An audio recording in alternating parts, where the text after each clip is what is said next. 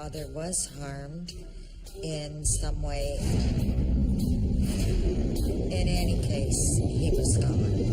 I felt a pinch, like in the bottom of my neck and my shoulder, and I had a shiver that came through me that I've never experienced before.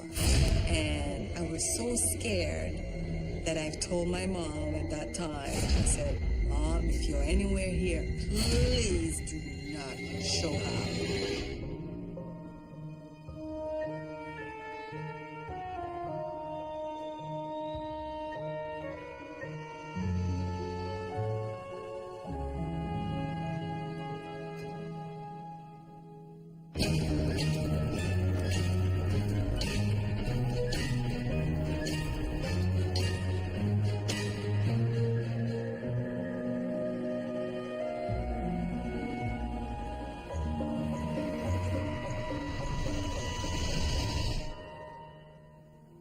My father and I were always very close.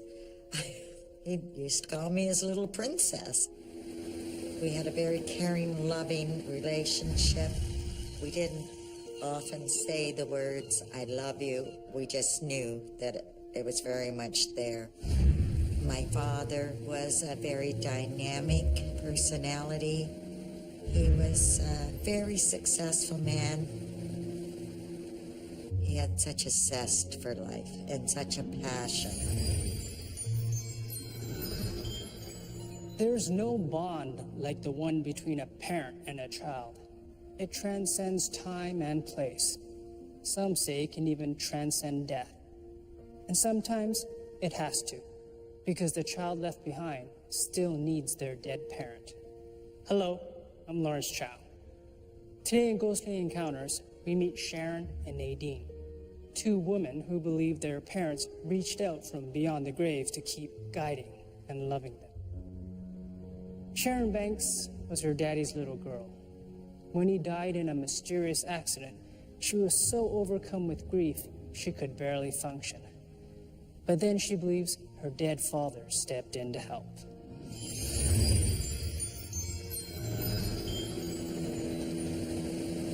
My father had gone out on the cruiser on his own. My mother had the ship-to-shore radio plugged in at the cottage, and she heard my father screaming over the ship-to-shore radio, Mayday, Mayday, Mayday. She immediately called the authorities, the Coast Guard, the police, neighbors, whoever, and they conducted a search immediately. They found the boat in the bay. It was Long Point Bay on Lake Erie.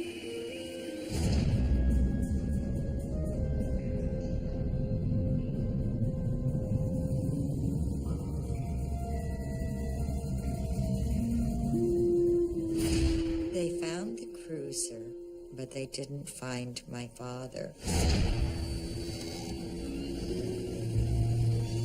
When they found the cruiser, it was going around in circles. Actually, another boater spotted it and reported it. The boat was going in circles because my father had tied the aerial of the boat around the steering wheel.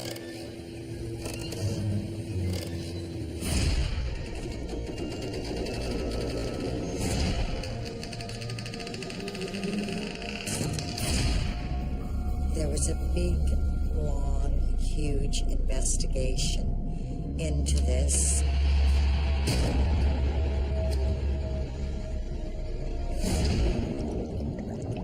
I've always believed that something unnatural happened to him. Someone hurt him. In any case, he was gone.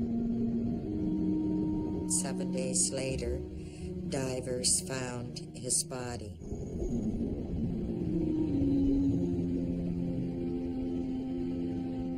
Then came the funeral. I suppose I maybe didn't accept that my father was gone. For one thing, I never saw his body. It was a closed casket. And for another, I just couldn't believe that he could be taken from us like that. I believe I became quite anxious. I believe I likely suffered from some form of maybe a complicated grief or depression. I just could not believe he was gone.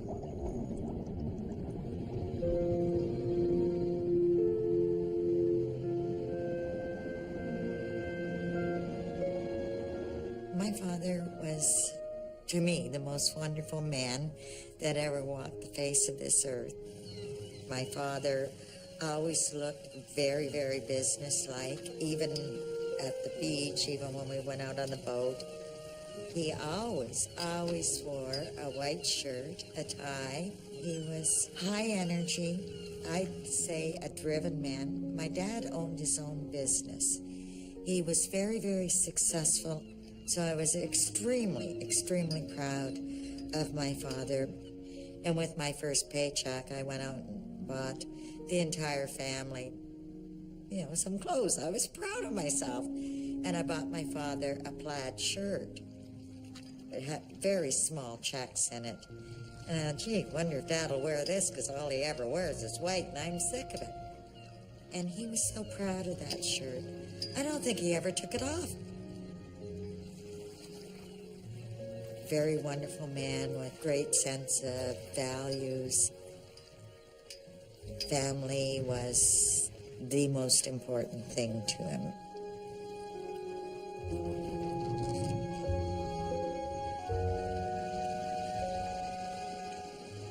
When I was 26, I got married. We bought a house. And one night in the house, I'd say this would be about 1978. I was asleep in bed. I heard a knock at our back door. And who on earth could be at the door? It's after 2 in the morning. I went to the back door and I opened the door. And my father was standing there.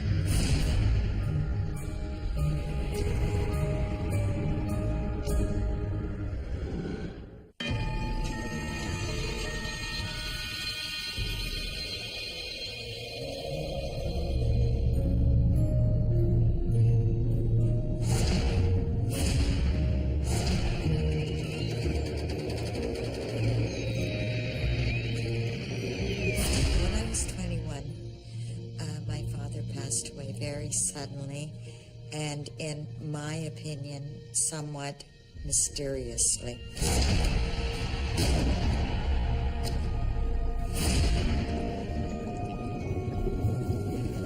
The official cause of death was deemed to be drowning.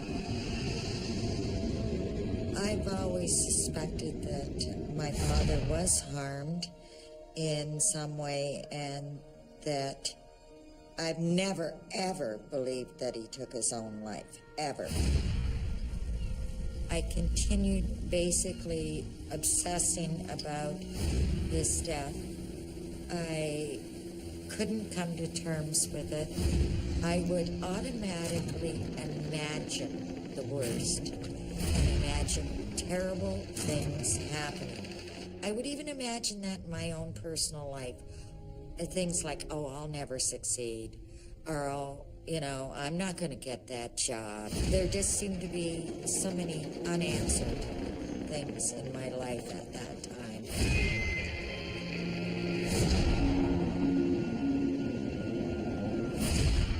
One night I was sleeping. I heard a knock at our back door. I thought it was pretty strange. And who on earth could be at the door? It's after 2 in the morning, but I opened the door. And my father was standing there. I was so joyful, just ecstatic. I said, oh, thank God you're here. You're not dead. I knew you weren't dead. Oh, I cannot even explain the feeling that overcame me. He walked into the kitchen. I ran to him and he put his hand up like this. And he said, no, You can't come any closer to me. I am dead, Sharon. But I need you to know that I'm okay. I'm at peace. Now you need to be at peace. And I said, well, Dad, at least take off your coat. You're dripping wet. And he said, Sharon, I have to go, but be at peace, be at ease. I'm okay. And he took a couple of steps because he was just inside our back door. And he stepped out onto the deck. And he disappeared. He totally disappeared.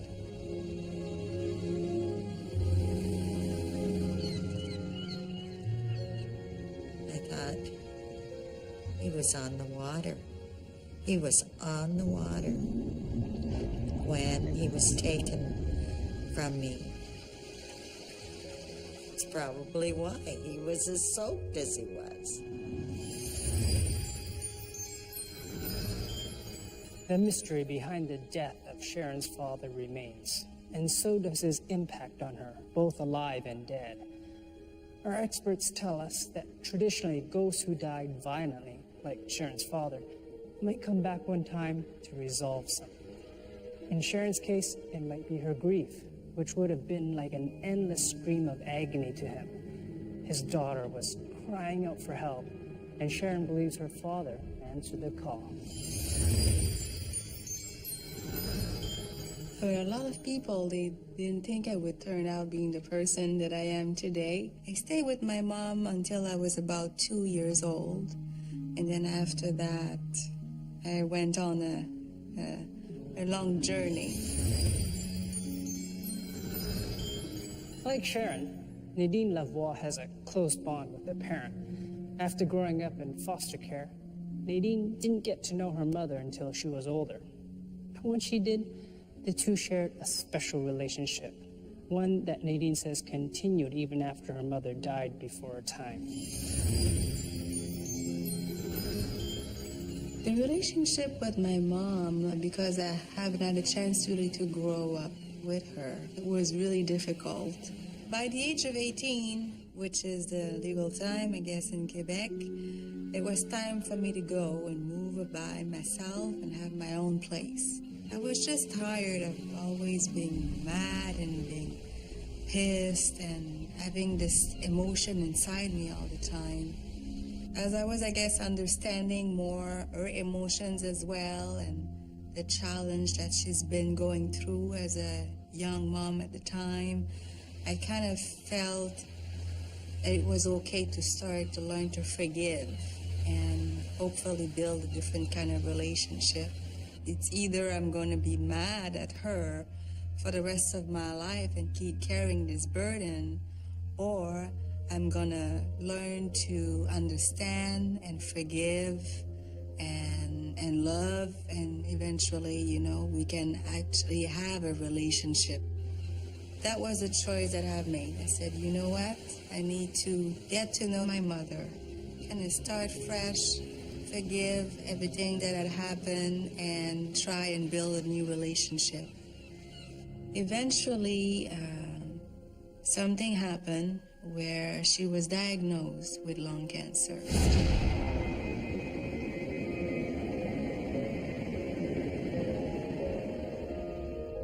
My mom went to the hospital and they entered the palliative care.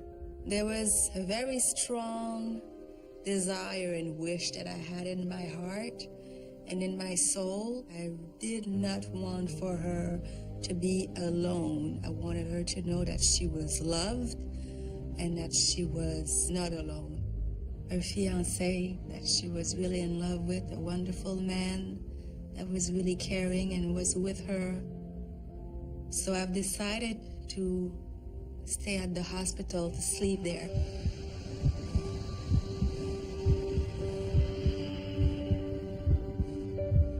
I was sleeping in the room in the middle of the night. She had woke up and she was in panic, total panic, because she couldn't breathe.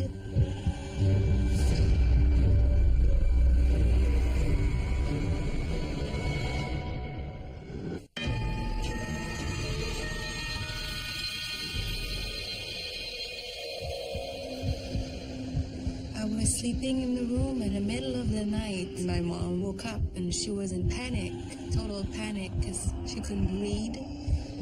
So I go to reach her and try and perhaps fix her pillow so she's more comfortable. So I'm holding her in my arms.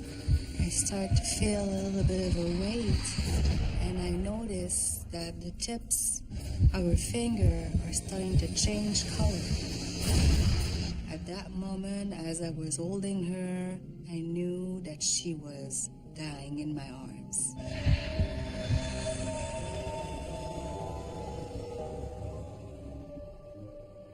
To me, it was as if her soul passed through me, because I was right above her and holding her. It's like her last breath could be felt.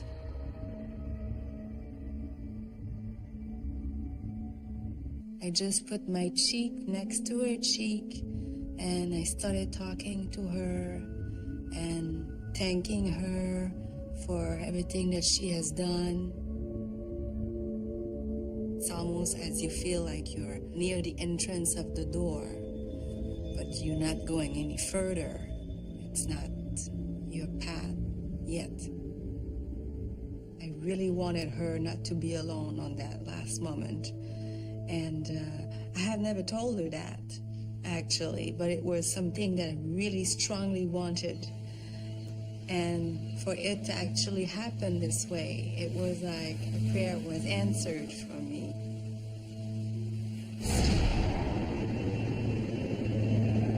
I always said my mom was a disco queen. She just loved disco.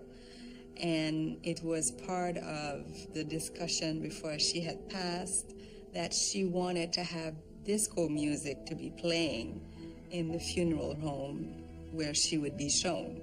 So you can imagine the people walking and hearing Donna Summers and the Bee Gees playing in the background. It was just really unconventional, but that was my mom.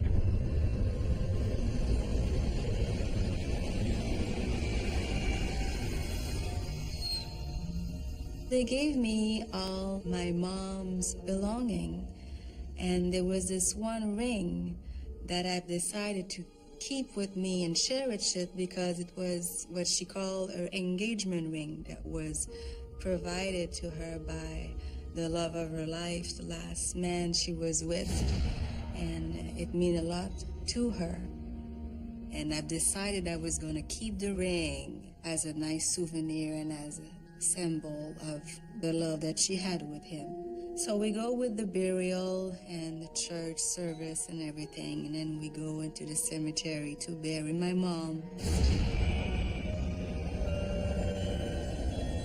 At some point, I felt a voice inside my head that basically made me feel and tell me that she wanted her ring back. This was hers.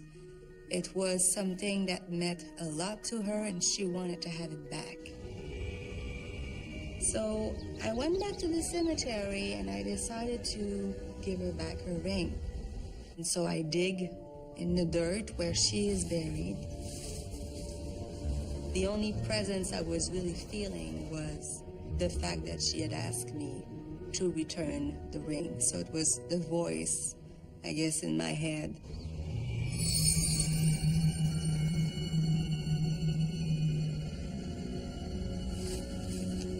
Then I felt the relief. That's something that I did feel when I finished giving her back her ring. I felt good. I just felt like it was the right thing. I felt a thank you. I felt, I guess, a moment of happiness within me of doing that, of returning the ring. The next step is now to go to the apartment to clean her belongings to give away to charity. My mom was living with her fiancé at the time, and he tells me, "Nadine, this is so bizarre. I've been dreaming about your mom." And I'm like, okay. And she woke me up. I'm like, "She woke you up?" She's like, yes. She actually tickled my feet and she woke me up. Apparently, she spoke to him and kind of guided him to go and find something in the drawer. There, all of her sweaters are folded nicely, and then in one of her favorite sweater, it opens up, and there it shows me the ring. And I was so scared that I told my mom at that time. I said, Mom, if you're anywhere here, please do not show up, because I'm going to pass out. I cannot deal with anything like that. I just kind of felt that voice inside me that I needed to tell him something. I felt a pinch, like in the bottom of my neck and my shoulder, and I had a shiver that came through me that I've never experienced before. My whole spine. I knew at that time that was her way of communicating with me. She wanted him to have that ring, not me. It's a symbol of your love, and she wants you to keep this ring. And now she's confirming that this is exactly what she wants. There was always a little something special after that I always felt that my mom was around. Years goes by, and then I went one day to visit her at the cemetery as I was visiting the Gaspé area. As I was walking towards where my mom's buried, I noticed that there was a beautiful pink rose on top of where she's buried, and I knew from the voice again inside of me that this was a rose that she was giving me. I remember laying there that day and listening to disco music and just spending time with my mother.